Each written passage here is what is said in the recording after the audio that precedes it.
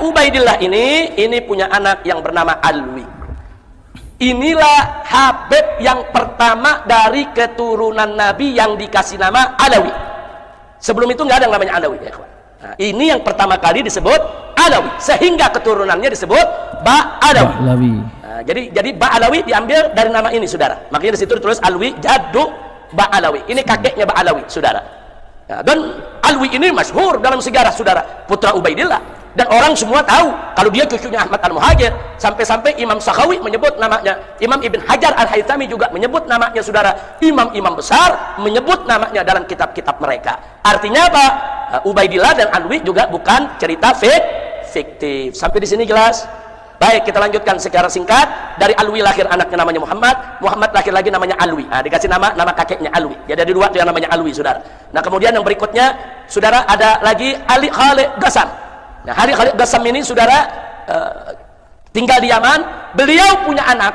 Ini yang makamnya sampai hari ini ada di Muhammad Shahib Mirbad, dekat Sulalah.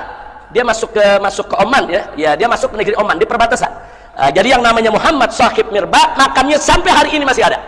Makanya banyak santri-santri Al-Ahqaf kalau dulu mau ke Ahqaf, mau ke Hadramut lewat Sulalah, itu biasanya mereka mampir dulu kemari.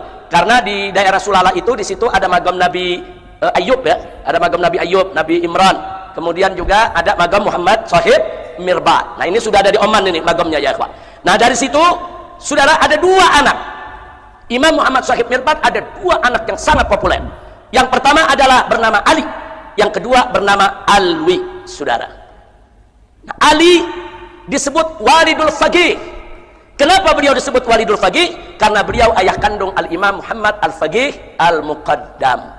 Jadi kalau disebut Al-Faqih Al-Muqaddam, saudara, nah namanya Muhammad, ayahnya adalah Ali. Makanya Ali disebut Walidul Faqih, ayahnya Faqih Muqaddam. Sehingga yang bernama Alwi, saudaranya Ali, disebut Ammul Faqih. Jadi yang satu disebut Walidul Faqih, yang disebut Ammul Faqih. Kenapa? Karena memang Faqih Muqaddam ini tokoh sentral, habaib, saudara, yang sangat terkenal. Nah, kita lihat dari Al-Faqih Muqaddam itu melahirkan tidak kurang dari 75 leluhur Ba'alwi. Hampir semua ada di Indonesia. Ini marganya. 75 leluhur ini 75 marga, ya ikhwah. Sementara dari Ammul Faqih itu melahirkan tidak kurang dari 15 leluhur Ba'alwi. Yang salah satunya adalah Azmat Khan. Nah, Azmat Khan inilah yang akhirnya melahirkan para wali songo. Ini saya sudah jelaskan dari tahun 2015 ini, ya ikhwah. Nah, makanya kalau Anda baca buku saya yang berjudul FPI Dialog Amar Ma'ruf Nahi Munkar, saya cantumkan di sana nasab Wali Songo secara lengkap sampai kepada Pangeran Yusuf, atau yang tadi disebut Maulana Yusuf oleh Kiai Qurtubi, saudara. Sampai di situ itu nasab tercatat, saudara. Nah, jadi supaya kita tahu, inilah uraian nasab para habaib Ba'alwi dan uraian nasab Wali Songo. Ternyata Wali Songo dan para Ba'alwi ini mereka bersaudaranya di mana? Mereka bersaudaranya satu datuk di Imam Muhammad Shahib Mirbad. Nah, saudara. Nah, baik. Nah, pertanyaannya sekarang, kenapa kok yang Wali Songo datuknya nisbahnya ke Azmat Khan? Azmat Khan itu terkenal di India, saudara. Nah, bukan di Yaman. Di Yaman waktu itu belum lahir itu Azmat Khan, saudara. Nah, jadi ceritanya datuknya Azmat Khan ini dari Yaman, mereka menjadi pedagang, saudara, di mana mereka melakukan perjalanan tijarah dari mulai Jazirah Arabia lewat Irak, saudara, lewat Iran, Afghanistan, sampai mereka tiba di India. Dan mereka di India, saudara, menyebarkan Islam yang dikenal dengan nama Sultan Abdul Malik, saudara. Sultan Abdul Malik ini datuknya Wali Songo. Dia sebarkan Islam di India, kemudian dia punya anak, punya keturunan, saudara. Nah, kemudian orang-orang menjuluki mereka ini Azmat Khan. Kita kalau dengar Khan itu biasanya dari mana? India. Ada Salman Khan, Shahrukh Khan. Nah, kan dari mana? India. Nah, kok ada Wali Songo bisa dari India? Bukan dari India asalnya. Asalnya dari Hadramut. Ke-9 Hijriah, 895 Hijriah, mengaku keturunan Nabi, kemudian mengurut nama-nama. Ali bin Abu Bakar, namanya Asakron nih, 895 Hijriah. Nama saya Ali bin Abu Bakar bin Muhammad bin Abdurrahman Asigar bin Maula Dawilah bin Ali Sahibuddara bin Ali Al-Ghayyur bin Faqih Muqaddam bin Ali bin Muhammad Shahib Mirbad bin Ali Khaliqasa bin Alwi bin Muhammad bin Alwi bin Ubaid bin Ahmad bin Isa. Ahmad bin Isanya 345 Hijriah. Sementara di abad-abad itu sudah banyak kitab nasab. Di abad keempat katanya Alwi ini hidup 400 Hijriah, berarti abad kelima. Di abad kelima sudah ada kitab Tahdhibul Ansab karya Al-Ubaidili 435 Hijriah. Tidak ada di sana mengatakan Alwi ini adalah cucu daripada Ahmad bin Isa.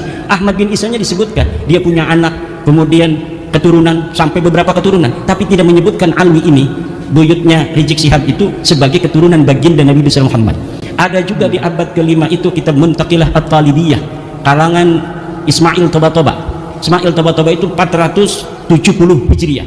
Tidak menyebutkan juga bahwa Ahmad bin Isa punya anak namanya Ubaid. Ahmad bin Isanya disebut dia punya anak namanya Muhammad, dia punya anak namanya Ali, tapi tidak disebutkan dia punya anak namanya Ubaid. Kemudian kitab Al-Mazdi 490 Hijriah karya Al-Umari tidak juga menyebutkan Ahmad bin Isa punya anak namanya Ubaid. Ubaid punya anak namanya Alwi yang jadi Ba'alawi, nggak ada. Kemudian naik ke abad ke-6 yaitu 597 Hijriah karangan seorang pakar usul fikih Imam Fakhruddin Ar-Razi. Beliau juga seorang ahli tafsir, punya kitab tafsir Mafatihul Ghaib, punya berbagai macam kitab sejarah dan lain sebagainya. Idza utliqal imamu fi usulil fiqhi fal muradu bihi Imam Al-Ar-Razi. Kalau dimutlakkan nama al-imam, qala al-imam dalam kitab-kitab usul fiqh, itu maksudnya adalah al-Imam Fakhrur Razi. Beliau mengarang, menulis sebuah kitab berjudul Asy-Syajarah Al-Mubarakah wa hasala fihi anna aulada Ahmad bin Isa al-Muqibin munhasirun fi salasati bani. Anaknya cuma 3. Siapa? Muhammad, Ali, Husain. Itu 597 Hijriah. Beliau menulis kitab itu. Wafat 604 Hijriah. Beliau punya anak murid namanya itu Al-Fakhri, juga ngarang kitab namanya Al-Fakhri. Al-Marwazi nama murid beliau, itu 614 Hijriah. Di situ juga disebutkan nama Ahmad bin Isa, dan tidak disebutkan Ahmad bin Isa ini punya anak namanya Udaid, punya cucu namanya Alwi. Nggak ada. Mereka tidak disebut keturunan Nabi pada 614 Hijriah. Kemudian ada kitab Al-Asili 700 Hijriah. Kemudian ada kitab As-Sabatul Musan 787 Hijriah. Kemudian ada kitab Umdatul Talib As-Sughra 828. Ada kitab Umdatul Talib As-Sughra karya orang yang sama Ibnu Ainabah 828 Hijriah. Sampai abad ke-8, abad 9 awal ini tidak ada orang yang menyebutkan ahli nasab itu bahwa Ba'alawi keturunan baginda Nabi besar Muhammad SAW. Padahal mereka sudah ada itu di abad 9 itu, mereka sudah mulai mengaku sebagai keturunan Nabi. Ali bin Abu Bakar As-Sakran ini sudah mengaku keturunan Nabi di abad 9, tapi orang-orang Yamannya saja itu tidak ada yang mencatat mereka sebagai keturunan Nabi di abad 9 itu.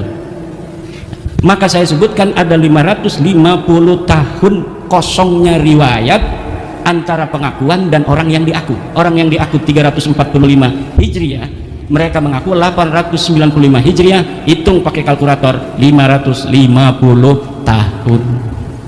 Itu kalau kita mau kasihan. Itu versi kasihan, itu 550 tahun itu. Versi yang tidak kasihan dalam ilmu nasab itu, dalam ilmu nasab, sebuah kitab sejarah, la yuqaddamu bihalin ala ma yusbituhun nasabun. Ilmu sejarah, sejarawan tidak bisa didahulukan dari apa yang telah ditetapkan oleh ahli nasab. Sedangkan Ali As-Sakran ini ngarangnya kitab sejarah tasawuf dan amalannya. Maka walaupun ada susunan dia menyebutkan nama-nama sampai Ahmad bin Isa, itu sebenarnya dalam ilmu nasab tidak dianggap sama sekali. Adanya nama mereka itu muncul dalam kitab nasab, dalam kitab Tuhfatut Talib 996 Hijriah. Itu kalau dihitung 651 tahun. Cuma dalam kitab Tuhfatut Talib yang menyebut nama-nama mereka itu, Alwi sudah ada di situ tuh. Karena kan mengakunya 895 Hijriah, kemudian 996 Hijriah ada masuk nama dia. Masuknya apakah berdasarkan maraji? Tidak. Orang yang mengarang kitab itu Tuhfatut Talib namanya As-Samarqandi mengatakan, saya melihat fi ba'dit ta'aliq, dalam sebagian kertas-kertas ta'liq.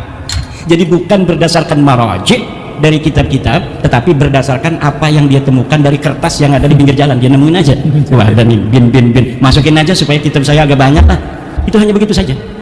Di dalam ilmu nasab, ida urifal wadi'u intafal istidlal. Apabila ditemukan dan diketahui pemalsunya, maka istidlal itu hilang. Nah, kitab Tuhfatut Talib ini tidak bisa untuk dijadikan referensi. Kenapa? Walaupun dia kitab nasab, tetapi penulisnya sudah iktiraf bahwa dia mendapatkannya bukan berdasarkan maraji dari kitab-kitab sebelumnya. Sedangkan di dalam kitab nasab Nasab itu bisa diisbat hanya oleh kitab-kitab nasab. Jadi kitab-kitab nasab yang ada di sejak masa 199 Hijriah, Abnaul Imam fi Misr Wasam, itu Abnaul Imam kitab aslinya yang kemudian pada abad kelima dipalsukan, katanya ini karya Yahya bin Ismail Toba-Toba, padahal itu karya Ibrahim Toba-Toba yang wafat 199 Hijriah. Itu sudah ada kitab nasab, 199 Hijriah sudah ada kitab nasab, ditulis semua keturunan Imam Hasan dan Imam Husain. Nggak bisa orang masuk sembarangan. Kemudian ada kitab Nasabu Quraisy, ada kitab Nasab Bani Quraisy, ada kitab As-Sam'ani tentang nasab, ada kitab Silsilatil Alawiyah 340 Hijriah karya Abu Nasr Al-Bukhari. Tapi di situ bukan masa di mana Ahmad bin Isa hidup, jadi kita nggak pakai sebagai dalil. Yang kita pakai dalil mulai daripada kitab nasab yang bisa diakses paling tua, yaitu Tahdzibul Ansab karya Al-Ubaidili 435 Hijriah. Jadi kitab